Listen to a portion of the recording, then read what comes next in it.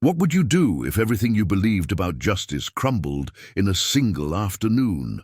Sister Catherine pulls her worn Honda Civic to the shoulder of Highway 47, dust swirling around her tires, emergency lights painting her dashboard red. Officer Bradley Hawkins steps out, 6'3", of pressed uniform mirrored sunglasses, reflecting the cross hanging from her rearview mirror.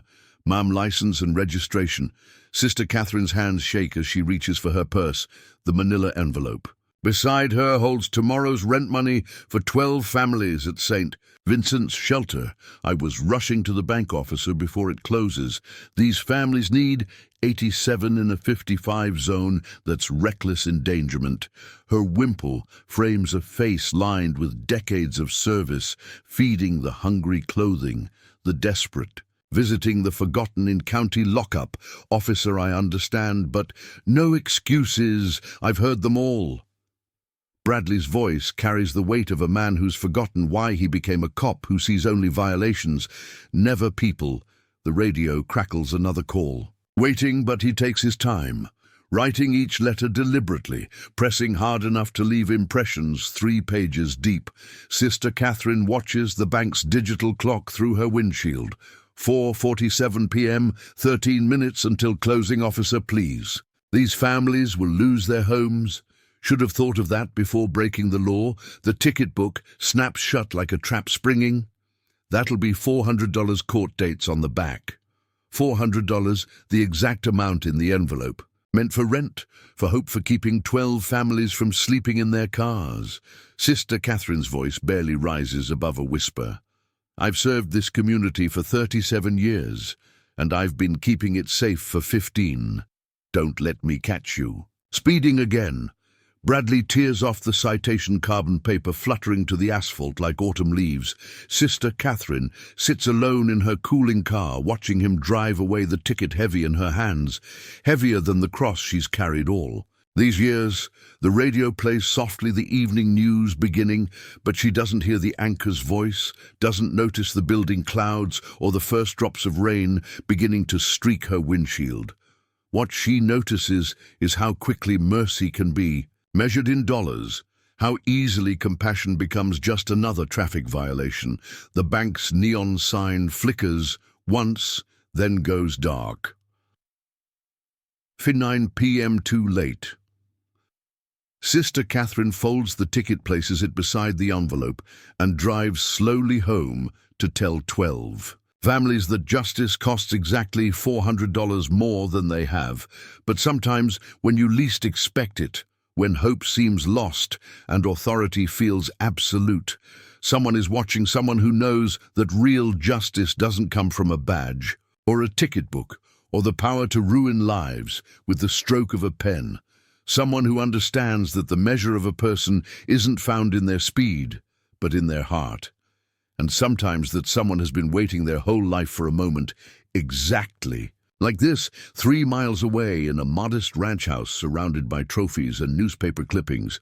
Sylvester Stallone hangs up the phone. His mechanic's voice still echoes in his ear about tomorrow's charity race, about raising money for local shelters.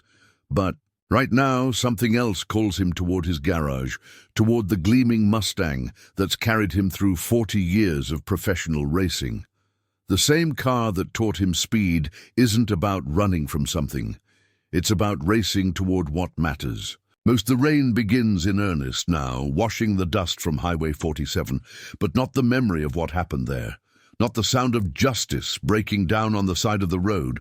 What would you do? We're about to find out. Sylvester Stallone stands in his cathedral of chrome and rubber, 40 years of victories, mounted on walls like stations of the cross. The 1967 Mustang Fastback sits beneath a single spotlight, midnight blue paint reflecting decades of careful hands and careful wins. This car carried him through Daytona, through Le Mans, through every track that ever mattered. But tonight it feels different, restless like a thoroughbred sensing storm. The radio in the corner mutters local news, traffic violations. Up 30% city budget shortfalls, shelter funding cuts. Sylvester's weathered hands trace the hood's familiar curves, remembering when speed meant everything.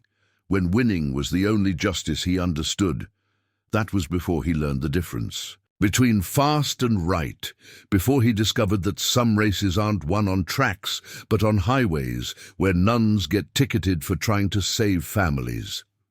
The garage door rumbles open, revealing rain-slicked asphalt and the distant glow of streetlights. Bleeding through gathering darkness, Sylvester slides behind the wheel, the leather seat molded to his body after 4 decades of muscle memory.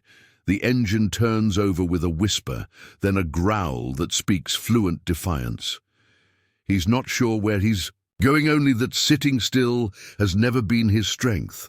The Mustang rolls into the night past the McDonald's, where Officer Bradley Hawkins sits in his cruiser, typing his shift report, past St. Vincent's shelter, where Sister Catherine kneels in the chapel, praying for a miracle that costs exactly $400, past the courthouse, where tomorrow justice will be measured in fines and fees rather than mercy. But Sylvester doesn't know any of this yet. All he knows is the road ahead and the feeling deep in his chest that some nights are different. Some nights the universe shuffles its deck and deals new hands to people who thought their cards were already played. The Mustang's headlights, and cut through the rain like searchlights hunting for something worth finding. Behind him, the trophies gleam in their cases, 40 years of proof that he knew how to win. Ahead of him, Highway 47 stretches like a question waiting for an answer. What would you do if you had the power to change everything but didn't know you had it? In her small apartment above the shelter, Sister Catherine counts and recounts the money in the envelope, $367.33 short of keeping. 12 families from eviction. She's called everyone, the bishop, the mayor, the bank president, all sympathetic, all powerless, all sorry. The ticket sits on her kitchen table beside a cold cup of tea and a stack of thank you cards from families she's helped before, hand-drawn pictures from children who learned to write their names in her after-school program, Bradley Hawkins Jr., age 7, in crayon letters across construction paper, the officer's son, whose picture she's never seen, whose existence she doesn't know. But will, the rain taps against her window, like fingers keeping time to a song only the desperate can hear. 23 minutes away, Sylvester downshifts approaching the city limits, where mercy goes to die, where authority hides behind badges and justice wears a uniform that's forgotten its own purpose. But some uniforms remember. Some badges still shine with the promise. They made to protect and serve. Not everyone has forgotten what those words actually mean. Before we continue, comment where you're watching from, because this story belongs to all of us. The Mustang's engine hums a low note of anticipation. Tomorrow, everything changes. Tonight, the players are simply finding their marks on a stage they don't yet know they're sharing. Morning arrives like a gavel striking the bench of another day, where justice wears a badge and mercy carries a price tag. Officer Bradley Hawkins adjusts his duty belt in the station mirror, the weight of his service weapon familiar as breathing. 15 years of keeping order, of writing tickets, of maintaining the thin blue line between chaos and civilization. But this morning something feels different. Captain Morris stands at the bulletin board, reading yesterday's citations out loud like a grocery list. Hawkins, nice work on Highway 47, that speeding nun $400 ticket. The other officers laugh, coffee-stained chuckles echoing. Off institutional walls painted the color of bureaucratic indifference, a nun doing 87 in a 55 bet. She was racing to confession, more laughter, more coffee, more callousness, wearing the uniform of professional duty. Bradley forces a smile, but it sits wrong on his face like a mask that doesn't quite fit. He remembers Sister Catherine's hands shaking as she reached for her registration, the manila envelope thick with what looked like rent money. But rules are rules, and laws are laws, and 15 years of following orders has taught him that thinking and too much about the people behind the violations leads to complications. The radio crackles, another call, another chance to enforce order on a disorderly world unit. 7 respond to domestic disturbance. Maple Street. Bradley clips the radio to his shoulder, walks past the evidence room, where confiscated items wait for their day in court, past the lost and found, where forgotten things gather dust like abandoned hope, past the captain's office, where commendations hang next to photos of officers who never forgot why they became cops officers, who understood that the badge isn't a license to stop caring. But Bradley doesn't think about that. He thinks about quotas and performance reviews and the mortgage payment due next week. He thinks about order and authority and the comfortable distance between enforcer and human being. The patrol car starts with mechanical precision. Another tool in the machinery of municipal justice, but across town in St. Vincent's shelter machinery of a different kind is breaking down. Sister Catherine sits across from Eleanor Bennett, whose 3 children eat cereal from paper bowls at a folding table. The eviction notice lies between them like a bridge they can't afford to cross. "We have until Friday," Sister Catherine says, her voice steady as a lighthouse in a storm that's already claimed too many ships. Eleanor's youngest, a boy named Timothy, draws pictures of houses with crayons worn down to stubs. Every house has a chimney. Every chimney has smoke. Every wisp of smoke rises toward a sky that never runs out of room. Where will we go? Eleanor whispers the question that 12 families are asking in 12 different ways. Sister Catherine doesn't have 12 different answers, only faith that somehow the universe still keeps books where kindness counts for something. But faith doesn't pay rent, and prayer, though powerful, doesn't negotiate with landlords. 20 miles away, Sylvester Stallone wakes to the sound of rain still falling on the roof of his garage. The Mustang sits exactly where he left it, but something has shifted overnight. A restlessness that has nothing to do with racing seasons or charity events or the comfortable routine of a life well lived. He makes coffee, black and strong, reads the morning paper where headlines announce budget cuts and rising costs, and the usual litany of problems that feel both urgent and distant until he reaches page 7, local shelter faces closure. Due to funding shortfall, the article mentions Sister Catherine by name, mentions her 37 years of service, mentions the families who depend on her work. What it doesn't mention is the ticket or the officer or the $400 that might be the difference between hope and homelessness. But Sylvester feels it anyway, the same instinct that told him when to brake and when to accelerate, when to hold back and when to push beyond the limits of what seemed possible. The same instinct that taught him that races aren't won by the fastest car, but by the driver who understands when speed matters and when something else matters more. He folds the paper, walks to the garage where 40 years of victories wait in silence. Trophies don't. And talk back don't argue, don't need rent money or mercy, but they also don't change anything beyond themselves. Today feels like a day for changing things. The Mustang's engine turns over with the sound of possibility and purpose, finally finding each other on Highway 47. The morning traffic flows like water around the speed trap, where yesterday justice broke down on the side of the road, where today something new is about to begin, something that will prove that sometimes the most important races aren't run on tracks, but on the roads between who we are and who we choose to become. The courthouse steps wear the polish of 10,000 feet climbing toward justice or away from it.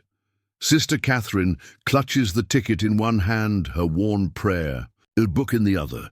The manila envelope stays home today, its contents already spoken for by landlords who don't accept good intentions as legal tender.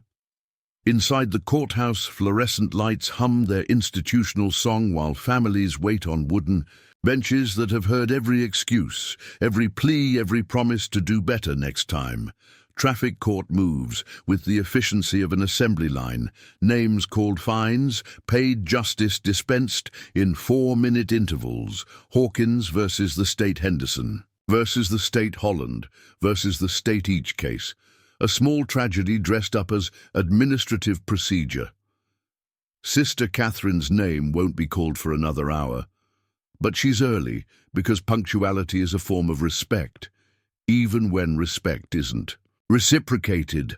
Across the courtroom, Manuel Castro, the maintenance supervisor, mops floors with the steady rhythm of someone who's been invisible for so long, he's forgotten what it feels like to be seen. Manuel has worked in this courthouse for 23 years, 23 years of watching justice from the corners of rooms where important decisions get made by important people who never notice the man who keeps their world clean. He's seen prosecutors who cared and prosecutors who didn't, judges who listened and judges who had already decided before the first word was spoken, defendants who deserved mercy and defendants who deserved exactly what they got. But mostly he's seen people caught between what they did and what they needed, grinding against each other like gears that don't quite fit. This morning, Manuel notices Sister Catherine sitting alone in the back row, her fingers working through rosary beads, like a woman counting down to something she can't control. He's seen her before, at the shelter where his sister Sophia stayed after her husband left her with 3 kids and no money for first month's rent. Sophia told him how Sister Catherine didn't just give them a place to sleep, she gave them dignity, helped Sophia find work. Helped. The kids with homework helped them remember that being poor isn't the same thing as being worthless. Now Sister Catherine sits in traffic court like any other small-time offender waiting for her name to be called. Manuel knows this isn't right, not because she's a nun, but because she's the kind of person who makes the world slightly better just by being in it. And the world has too few of those people to waste them on parking fines and court costs. The judge enters, black robes rustling like authority putting on its daily costume. Honorable Patricia Vincent, 27 years on the bench, 27 years of splitting the difference between law and justice. Today feels like every other day until it doesn't. The prosecutor calls the first case, and Manuel continues mopping, continues watching, continues being the kind of witness most people never know they need. But some stories require witnesses.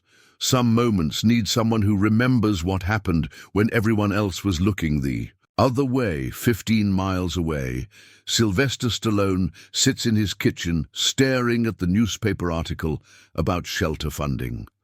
The coffee grows cold while he reads the same paragraph 3 times. Sister Catherine Mitchell has devoted her life to serving families in crisis, the same name on the speeding ticket he doesn't know exists, but something in his chest recognizes a kindred spirit, someone else who understands that speed isn't about getting somewhere fast. It's about getting there in time, to make a difference, to change an outcome, to be the person who shows up when showing up matters most. The Mustang in his garage isn't just a machine anymore. It's a possibility waiting to become something more. At the courthouse, the clock above Judge Vincent's benchmarks time in mechanical increments, each tick bringing Sister Catherine closer to a conversation about money she doesn't have for a violation she committed, while trying to save people who couldn't save themselves. Manuel wrings out, his mop in the bucket that holds dirty water and clean intentions. He's seen enough court sessions to know how this one will end. But he's also learned that sometimes the most important thing you can do is pay attention. Bear witness to the moments when the system works exactly as designed and exactly wrong. Because someone needs to remember what happened here when the day comes to tell a different story, a story about mercy instead of money, about justice that serves people instead of making people serve it, a story that starts with a nun getting a ticket for driving too fast toward hope and ends with someone who understands that the only thing worse than going too slow is arriving too late. The courtroom fills with morning light and morning disappointments, but somewhere between the fluorescent hum and the gavel's weight, something else is gathering, something that sounds like an engine warming up in the distance. Judge Patricia Vincent calls the court to order with a gavel that sounds like finality wrapped in wood. The morning docket stretches ahead like a highway paved with small violations and smaller mercies. Sister Catherine moves 3 rows closer as Each name gets called, each fine gets paid, each story gets reduced to dollars and court costs. She watches a teenage boy pay $200 for running a red light while rushing his grandmother to dialysis. Watches a single mother choose between her speeding ticket and her son's asthma medication. Watches justice operate exactly as designed, efficient, impartial, blind to everything, except what's written in black ink on white paper. Meanwhile, 40 miles away, Sylvester Stallone pulls into the parking lot of St. Vincent's shelter. He's not sure why he came, only that the newspaper article felt like a starting gun, and sitting still has never been his strong suit.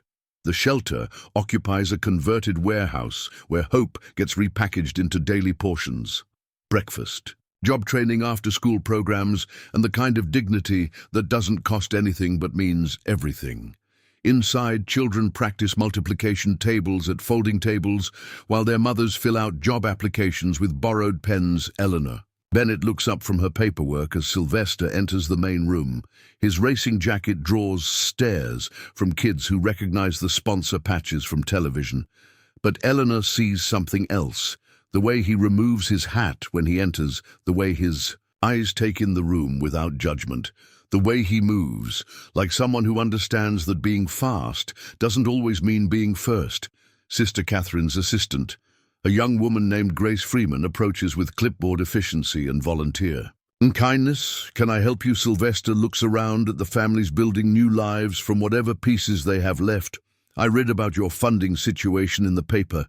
Grace's smile tightens slightly, the way expressions do when hope meets harsh reality. We're managing, she says, with the practiced optimism of someone who's learned to make less sound like enough. But Sylvester has spent 40 years reading between the lines of what people don't say. I'd like to help. Grace leads him to Sister Catherine's office, where decades of service line the walls in photographs and thank you letters. Children who learned to read in this building. Families who found jobs through connections Sister Catherine made. People who discovered that rock bottom isn't the end of the story. It's just the place where you decide which direction to dig. Grace opens a filing cabinet, looking for donation forms and tax information. Instead, her fingers find something that doesn't belong. A manila folder labeled Personal in Sister Catherine's careful handwriting, inside newspaper clippings yellow with age race results from 40 years ago, headlines announcing victories at Daytona, Le Mans, Indianapolis, all featuring the same name, Sylvester Stallone. But these aren't fan collections or celebrity worship. These are carefully preserved memories of someone who mattered. Grace unfolds a letter written in faded blue ink, a letter that begins, "Dear Syl, I know you probably won't remember me, but I wanted you to know that what you did that day changed everything." Grace reads faster, her breath catching as the story unfolds in careful cursive. How a young nun, fresh from seminary, had been driving Sister Mary Margaret to the hospital after a heart attack. How she'd been stopped for speeding by a state trooper who didn't care about emergencies or dying nuns or anything except writing tickets. How a race car driver had pulled over, gotten out of his Mustang, and quietly paid the $300 fine.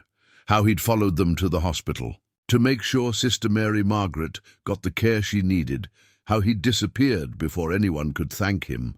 How that single act of unexpected kindness from a stranger taught a young nun that Grace sometimes wears racing gear.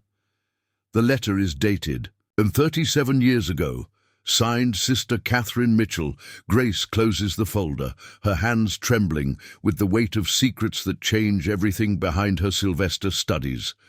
The wall of photographs, not knowing that one of them shows Sister Mary Margaret in her hospital bed, smiling because she lived long enough to teach 3 more generations of children how to read, not knowing that his kindness 37 years ago created ripples that became waves, that became the woman now sitting in traffic court facing the same choice between rules and compassion. Grace turns around, holding the folder like evidence of miracles. "Mr. Stallone, I think there's something you should know." But before she can explain, the phone rings.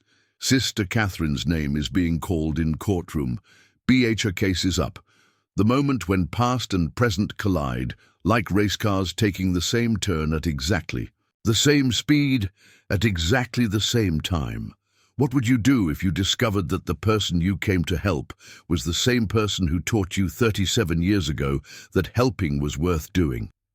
Grace grabs her car keys, clutches the folder against her chest. "We need to go," she says to the courthouse, "right now. Before it's too late." Again, courtroom B fills with the weight of institutional authority. Judge Patricia Vincent adjusts her reading glasses while Sister Catherine approaches the defendants, in table like someone walking toward their own crucifixion.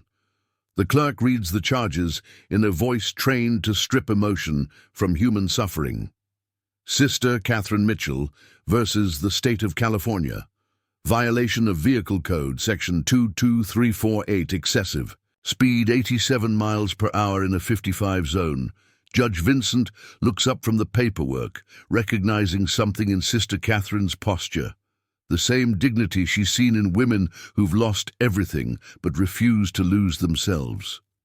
"Sister, how do you plead?" Sister Catherine stands straighter, her voice carrying 37 years of speaking truth to power guilty. "Your Honor, but before I accept sentencing, I'd like to explain." Judge Vincent holds up her hand, the universal gesture for silence in the face of justice. "Sister, I appreciate your honesty, but explanations don't change the law. The fine is $400 plus court costs, total of $467. Payment is due today, or you'll face additional penalties." "Sister." Catherine's hands tremble as she opens her purse, counts out $367 in small bills. Everything she has, a lifetime of careful saving reduced to not quite enough, Your Honor. "I don't have the full amount." Judge Vincent's expression softens just slightly. "Then we'll need to discuss a payment plan or community service." But before either woman can speak again, the courtroom doors burst open. Officer Bradley Hawkins strides in his uniform, pressed his badge, polished his conscience, finally catching up with his actions. "Your Honor, I need to address this court." Judge Vincent looks annoyed at the interruption. "Officer Hawkins, this is highly irregular." Bradley approaches the bench, his footsteps echoing in the sudden silence. "Your Honor, I wrote this citation yesterday afternoon on Highway 47, and after reviewing the circumstances, I believe the ticket should be dismissed." Sister Catherine turns surprise written across her face like sunlight breaking through storm clouds. Judge Vincent leans forward, interest replacing irritation. "On what grounds?" Officer Bradley takes a deep breath. 30 years of following orders, warring with 15 minutes of actually thinking about what those orders cost. The defendant was driving an injured party to medical care. Judge Vincent checks her notes. "Officer, there's no mention of medical emergency in your report." Bradley's jaw tightens as he realizes what he's about to admit. "That's because I didn't ask. Your Honor, I saw a speeding vehicle. I saw a violation. I wrote a ticket. I never asked why." The courtroom fills with the kind of silence that comes when truth walks into a room full of carefully constructed lies. Sister Catherine finds her voice. "Officer, that's not entirely accurate. I wasn't driving anyone to the hospital. I was rushing to the bank to withdraw rent money for families at my shelter. The money that's now sitting here counting out to pay this fine." Bradley turns to face her fully for the first time. "The families that'll be evicted if I pay this ticket." Sister Catherine nods her eyes, holding his without accusation, without anger, with the kind of forgiveness that makes guilt feel heavier, not lighter. "Your Honor," Bradley says, his voice cracking slightly, "I believe this citation represents a failure of judgment, not by the defendant, but by the officer judge." Vincent studies both figures before her, a nun trying to save families, cop trying to save his conscience, people attempting to find justice in a system designed to process violations, not understand them. "Officer Hawkins, dismissing a citation you wrote is unusual, but not unprecedented. However, I'll need compelling evidence that this ticket serves no public good." Courtroom doors open again, softer this time. Grace Freeman enters, clutching the manila folder against her chest like a life preserver behind her.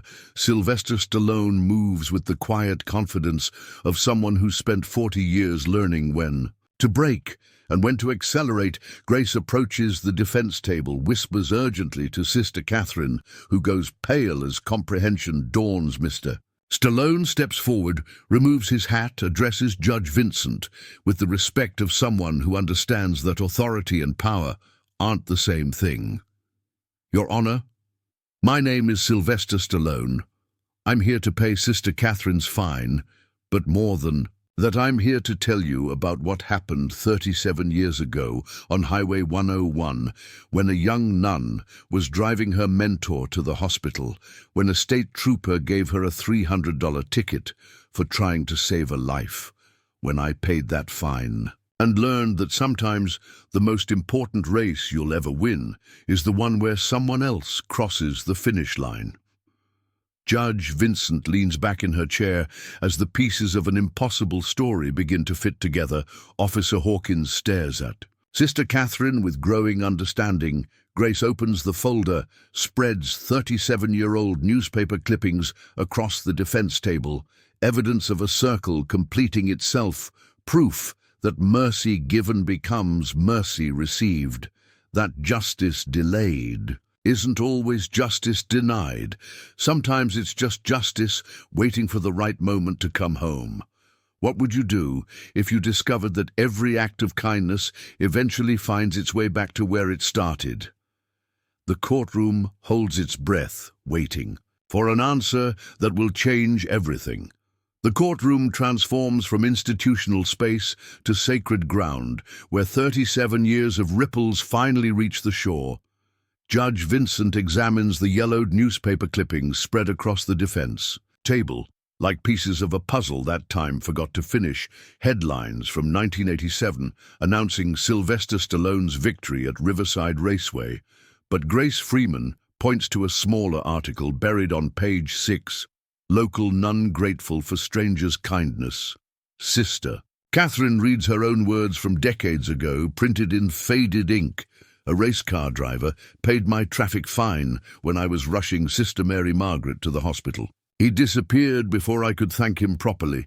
Sometimes angels wear racing helmets. The silence stretches like a held breath while everyone processes the impossible mathematics of mercy. Sylvester speaks first, his voice carrying the weight of recognition. Sister Catherine, I remember that day.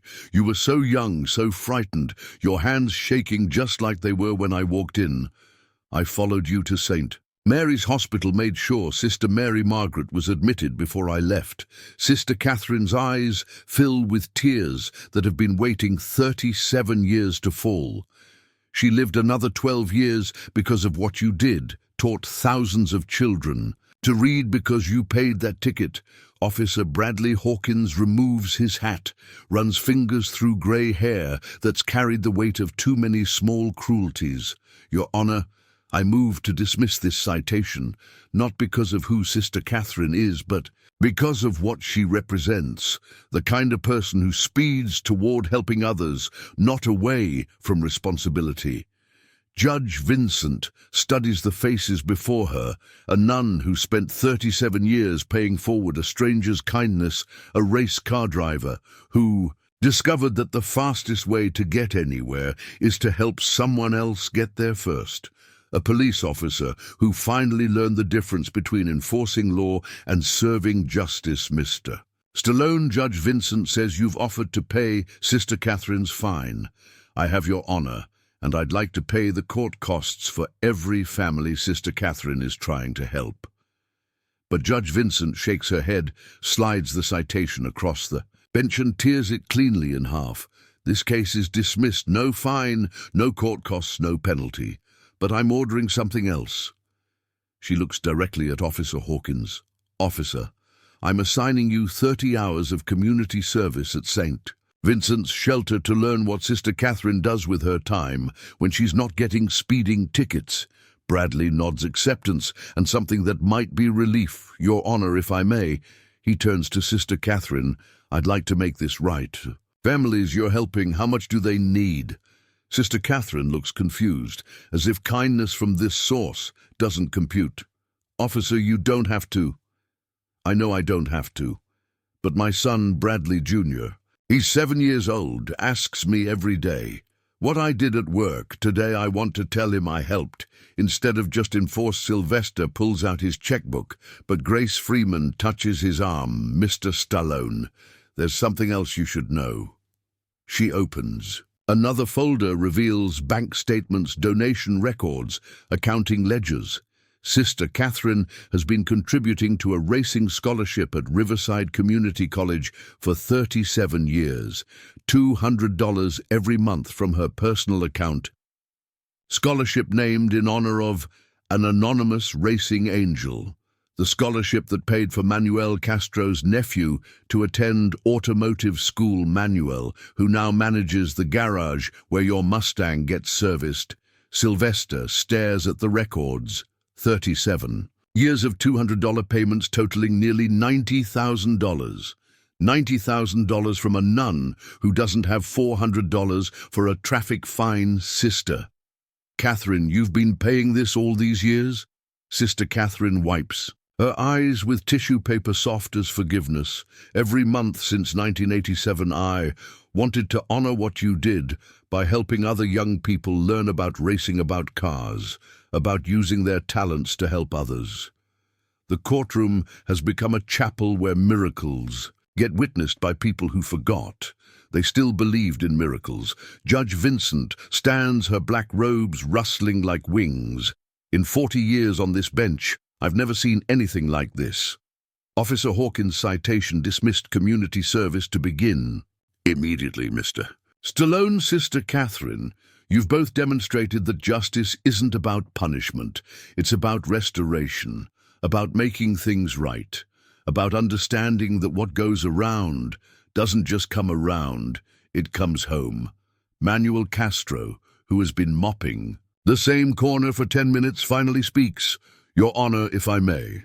He sets down his mop, walks to the front of the courtroom. My nephew graduated from that racing program last year. Now he owns his own shop, employs 6 people, supports 2 families, because of Sister Catherine's scholarship, because of what Mr. Stallone did 37 years ago, because kindness doesn't just multiply, it compounds like interest on an investment in human dignity. The gavel falls one final time, not the sound of judgment but of homecoming. Case dismissed, justice served, circle complete. What would you do if you discovered that every good thing you've ever done was still out there, growing into more good things than you ever imagined possible? 3 weeks later, the courthouse looks exactly the same.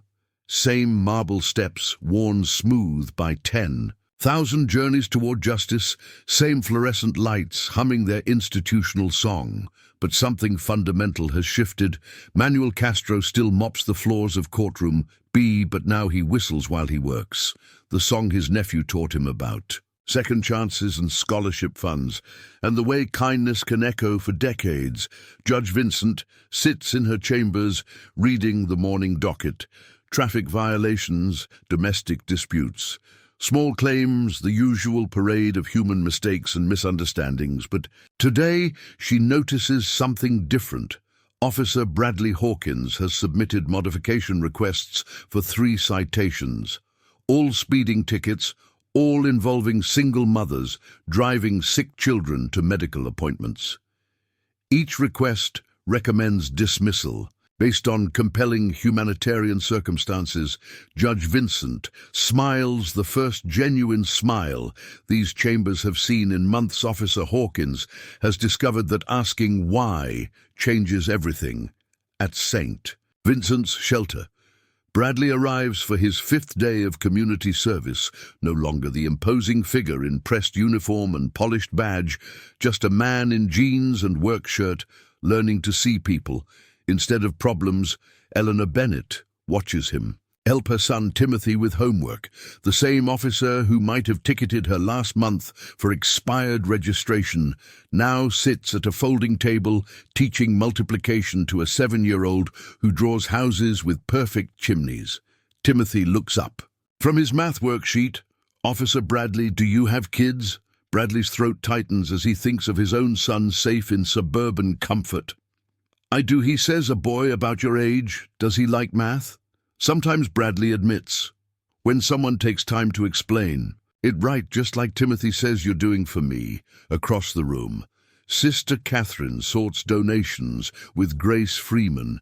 The $400 that would have paid the fine now sits in the shelter's emergency fund, joined by matching donations from Officer Hawkins, Judge Vincent, and 12 other courthouse employees who heard the story. People who discovered that witnessing justice makes you want to participate in it. But the real change isn't in the money. It's in the way Timothy Bennett now believes that police officers can be helpful instead of scary. The way Eleanor Bennett looks at authority figures with hope instead of fear. The way Bradford Jr., Hawkins, age 7, gets to hear bedtime stories about his father helping people instead of just citing them at Riverside Raceway. Sylvester Stallone stands beside his Mustang in the pit area. The charity race he came to organize has grown beyond anything. He imagined 50 drivers, donated their time, local businesses, sponsored everything from fuel to food, the proceeds enough to fund St.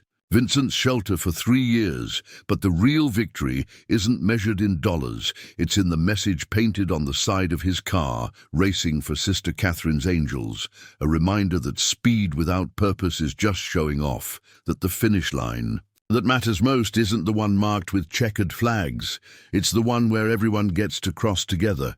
Manuel Castro's nephew David works in the pit crew.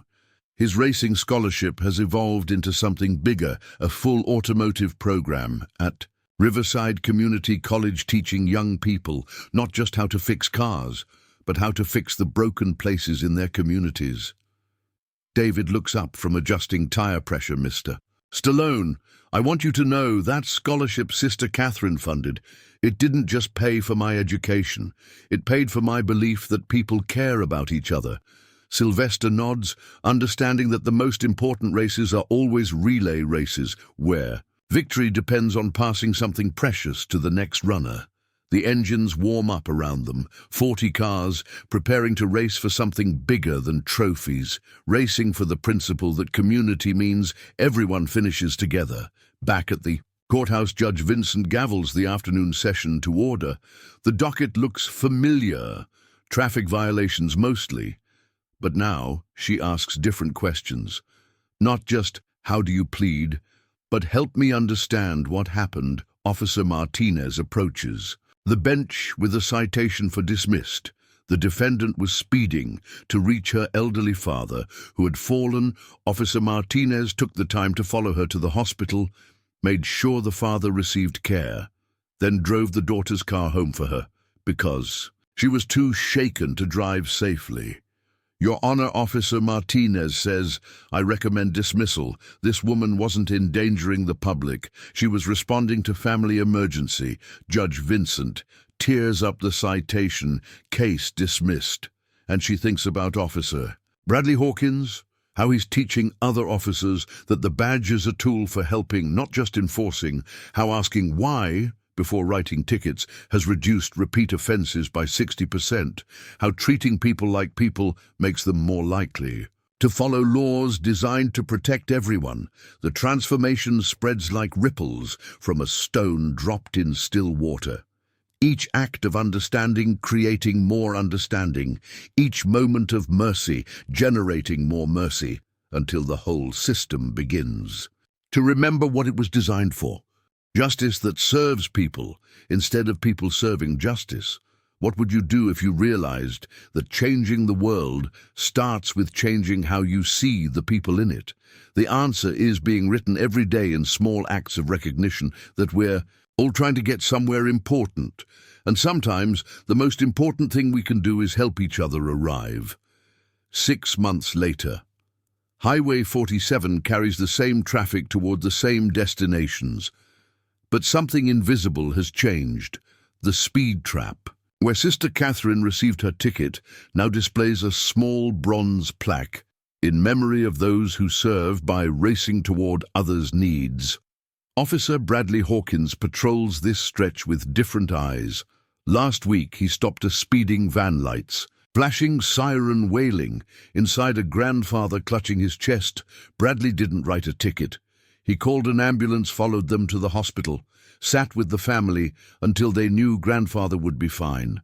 The van driver, a young man named Marcus. Torres shook Bradley's hand in the hospital corridor. Thank you for seeing the emergency instead of just the violation, for understanding that sometimes breaking rules is the most responsible thing you can do. Bradley thinks about that handshake every morning when he pins his badge to his uniform. The weight feels different now, lighter and heavier at the same time. Lighter because authority no longer means choosing between compassion and duty. Heavier because every decision carries the weight of possibility. The possibility that this stop, this moment, this choice between enforcement and understanding might be the difference between someone's hope and despair at St. Vincent's shelter. The morning begins as it always has, families gathering for breakfast, children practicing reading at folding tables. But the walls tell a different story. Now, photographs line the hallway, documenting the circle that brought everything. Together, Sister Catherine, accepting a community service award from Judge Vincent, Officer Hawkins, teaching bicycle safety to children who once hid when they saw police cars. Sylvester Stallone presenting the first Sister Catherine Community Champion trophy to Manuel Castro for 30 years of quiet service, and in the place of honor, above the reception desk, a framed letter. Dear Sister Catherine, my name is David Castro, and I am writing to thank you for a scholarship you probably forgot you funded, but which paid for my automotive degree, my current job as shop manager, and my ability to employ 8 people, including 3 single mothers from your shelter. Yesterday, one of them, Elena Vasquez, bought her first house with money she earned fixing cars, that she learned to repair through a program you made possible. I wanted you to know that kindness doesn't just help people, it teaches them to help others. Your scholarship has now generated 17 jobs, 6 businesses, and 43 families lifted out of poverty, all because you chose to honor a stranger's kindness by extending it to others. With gratitude, David Castro. Class of 2024. Sister Catherine reads this letter every morning before she begins her rounds, not because she needs reminding of her impact, but because it reminds her that impact is never individual. Every good thing that happens is the result of countless people choosing kindness over convenience, compassion over compliance, understanding over enforcement. At Riverside Raceway, the Sister Catherine Memorial Racing Scholarship has expanded into a full program. 24 students this year, learning automotive technology, small business management, and something harder to teach: the understanding that skills are only valuable when used to build up communities. Sylvester Stallone walks through the garage, where students work on donated cars that will be given to families transitioning out of shelters, transportation, to jobs, to schools, to possibilities that seemed impossible. Just months ago, one student, Amy Fletcher, looks up from installing an engine. Mr. Stallone, I wanted to tell you, my mom was one of the families Sister Catherine helped. Before the shelter, we lived in our car for 6 months. Mom couldn't keep a job because she didn't have reliable childcare or transportation. Now she works as a nurse's aide. I'm learning to be a mechanic, and my little brother is on the honor roll at his school, all because Sister Catherine saw us as people worth helping instead of problems to be managed. Sylvester nods, thinking about circles that never really end, about how one act of kindness creates ripples that become waves, that become tsunamis of goodness, sweeping across generations. At the courthouse, Judge Vincent calls her final case of the day. A familiar name appears on the docket: Bradley Hawkins Jr., age 7, bicycle violation, riding without a helmet. The boy approaches the bench with his father, Officer Bradley Hawkins. Your Honor, the child says in a voice that carries his father's courage, I know I broke the rule, but I was racing to help Mrs. Martinez, whose cat was stuck in a tree judge. Vincent looks down at the small boy who learned from his father that sometimes the most important thing you can do is break rules for the right reasons. Case dismissed, she says with a smile. But next time, wear your helmet when you're racing toward helping someone, because heroes need to stay safe so they can keep being heroes. The courtroom fills with the kind of laughter that comes when justice and mercy shake hands instead of competing outside the courthouse. The bronze plaque catches the afternoon sun, a reminder that every ending is also a beginning, that every moment of choosing kindness over convenience writes itself into a story larger than any individual chapter. What would you do if you knew that every good choice you make becomes part of a legacy that outlives you?